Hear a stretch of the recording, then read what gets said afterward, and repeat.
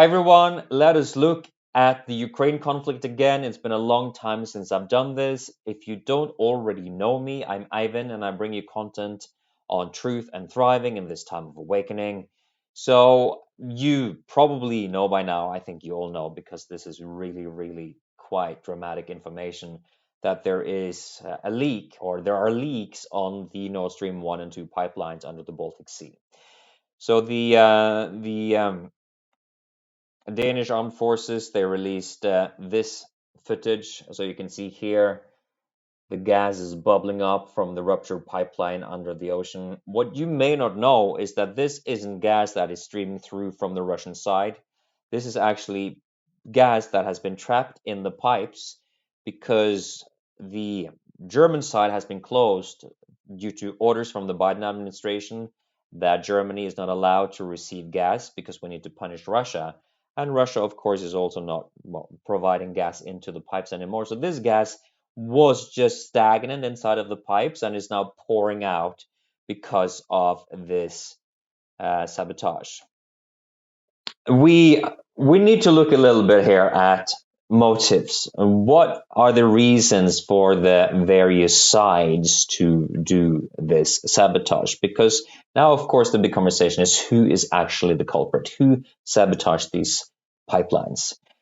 Personally, I struggle to find really good motives for the Russian side. Let's look at that a little bit. Russia built this pipeline with their own money, billions and billions and billions, in order to circumvent Ukraine. Because the pipelines that went across Ukrainian territory, there were deals there that made Russia have to pay certain parts of the revenue to Ukraine. Russia didn't want to do that anymore. Due to pure self-interest, they wanted to have a direct access to mainland Europe with their gas, and they got that with the Nord Stream 1 and 2 pipelines. So they go to Germany. I think both go to Germany, at least the Nord Stream 2 pipeline does. And because these have been sealed over the last many months, I don't remember when they were fully sealed, but German people have been protesting in the streets and saying, we want this gas because we're freezing and we don't want to pay all of our money to have some level of comfort this winter. We are really suffering and you have to listen to us. But, well, nobody listened to them because the US was very clear that this was part of their geopolitical game. And really, the German government really just had to comply. So why then would, regardless of what was going to keep happening with that, I struggle to see why Russia would use or would sabotage these pipelines that have been used for financial and geopolitical leverage for many months now. This has been one of their real like arrowheads or the front lines in their battle with the West has been these two pipelines, and now they've been taken out. So some of their strongest weapons, if you will, have been sabotaged. Now that's a hell of a false flag operation. Like false flag operations typically are you do something that is rather dramatic and you make it look like the enemy, and then you have a rationale to basically do whatever you want. But would you do something that is this hurtful to yourself financially and geopolitically? I struggle. I struggle to see that. But on the other side of the equation, and feel free to really massively disagree with me, but I see more reasons for the West to do this. And in large part, that is because of what leaders of the West have themselves said in the past. So let's actually look a little bit at what people have said in the West in the past. We will go first here to the President of the United States. He is, of course, Joe Biden. Let me answer the first question first. If Russia invades, that means tanks or troops crossing the border of Ukraine again. Then there will be no longer a Nord Stream 2. We will bring an end to it. How will you do that exactly? Since the project and control of the project is within Germany's control. We will, I promise you, we'll be able to do it. All right. I find that to be a striking statement in light of recent events, don't you? I really do. I don't think it's quite irrational to draw a line between that statement and what has just happened. I don't know about you. But here we can also see, which I actually find quite remarkable, that in advance, Olaf that Scholz, the Russia chancellor himself, is clearly standing next to him, that hearing far-reaching him say severe this. measures. It is part of this process that we do seemingly not spell out caring everything in public that because his Russia people are going to suffer understand that there tremendously might because be of the even more to geopolitics come. of the man standing to his left. And at the same time, it is very clear we are well prepared with far-reaching measures. So I We guess will Olaf take Scholz these is measures okay together with our most Germans allies, having a very difficult with our winter in order partners, to with prove the a point to US. Russia. So let's look at Victoria Nuland here. Let's see if I got this right.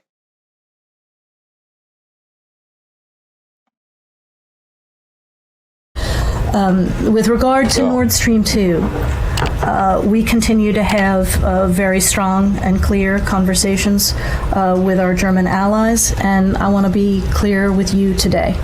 If Russia invades Ukraine, one way or another, Nord Stream 2 will not move forward. With regard All right. Well, also a rather striking statement in light of recent events, if you ask me. Victoria Nuland, by the way, is the woman that during interrogations from Marco Rubio in Congress admitted that there are indeed, I think, 46 laboratories built and funded by the United States in Ukraine. Nuland is also the woman who was heavily engaged in the color revolution that led to the now Western loyal governments running Ukraine. So, well, make of it what you will. Here are two high-ranking politicians, the president himself and Victoria Nuland, basically saying in clear terms that they're going to end Nord Stream 2 if Russia enters Ukraine, which is what happened. And really, there is some level of rationale to see a correlation between these two, I think.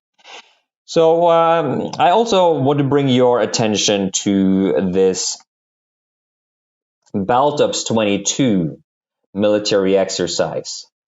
So this happened in the region around the current ruptures of the pipelines. You see here at the south coast of Sweden, close to the Danish island of Bornholm. This is where the exercise happened. And the United States had a significant part of their navy involved there, and there were all kinds of other NATO countries.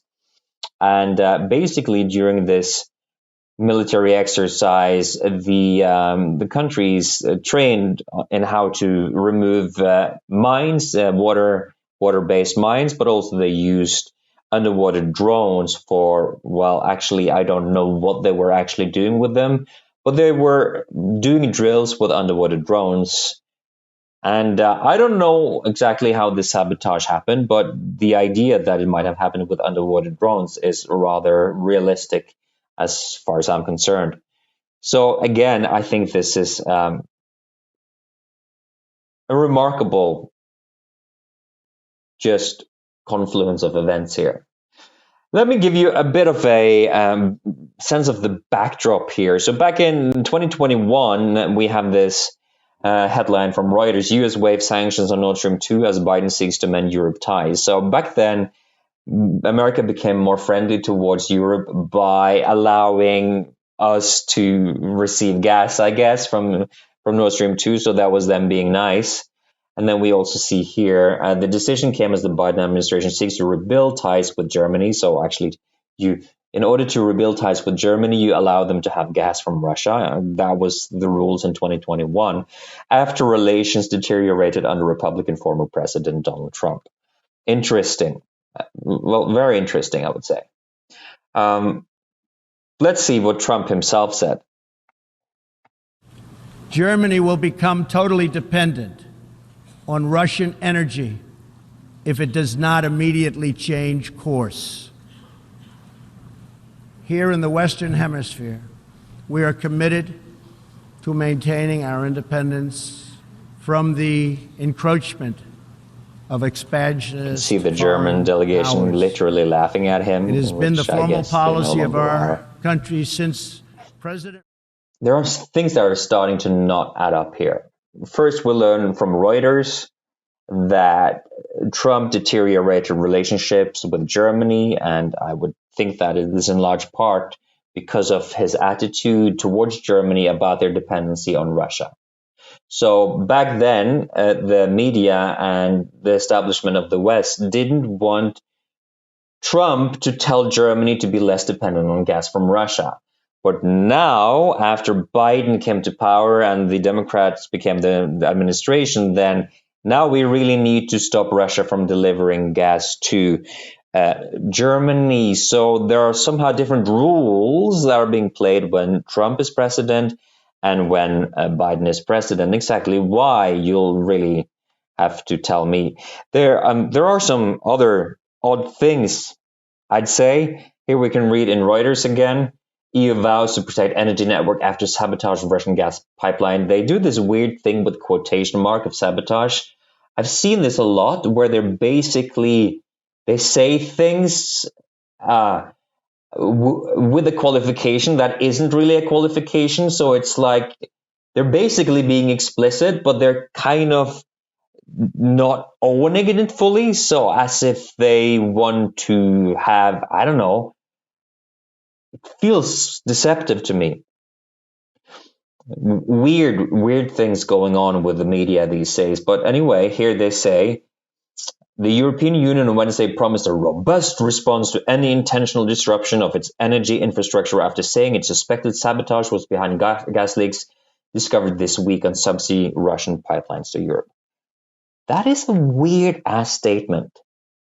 That's a weird-ass statement because the Nordstream pipelines are pipelines that the United States told Germany to stop receiving energy from. They're pipelines that belong to Russia. They are pipelines that have been very unpopular from the US. They are pipelines that have now been sabotaged. And now the EU seems to think that it's their pipelines. Like, it sounds like they're appropriating the pipelines that Russia built with their own money for self-interest and saying that is part of their infrastructure. It's odd, to say the least. It's very odd. So I don't know. I don't really know what to make of this. Of course, Russia has the spigot. They could block access to this pipeline whenever they want. They don't need to blow anything up. It is their prerogative to do whatever they want with that pipeline. Of course, it would have consequences for them geopolitically and financially, but they can do that. And now, I don't think quite. I don't think this is quite coincidental. There's a new pipeline being revealed that my own home country of Norway is responsible for. So there's a lot happening here.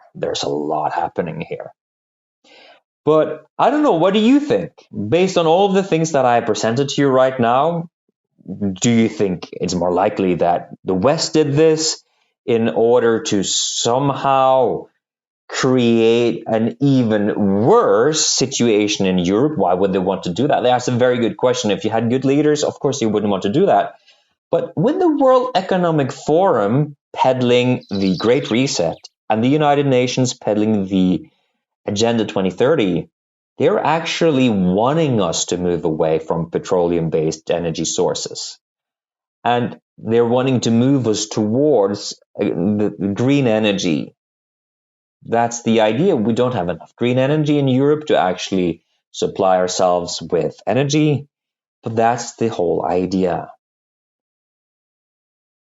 So there are strategies in place in Europe that are basically saying we're going to stop this. Also, the RAND Institute, there was a leak from a whistleblower recently where the RAND Institute, the details were something akin to the US having basically planned to weaken Germany. So this is part of a general agenda in order to further weaken the whole of Europe so that the US can become stronger. This report was initially reported to me by Redacted, which is just a fantastic news channel. You can find them here on YouTube. Natalie and Clayton Morris, just fantastic journalists. And of course, Iran Institute says that this is just a hoax and this didn't happen, but it seemed pretty legit to me. So with all of those things, I've given you what I have. I would love to hear what you think in the comments below. Is it more likely that Russia did this? Is it more likely that the West did this? Or do you think maybe some other player did this? I don't know, but I have the facts presented to you. So let's figure out this together. And if you want to hear more of this kind of information in the future on truth and thriving in this time of awakening, then make sure to like this video and subscribe. And I'll see you in the next one.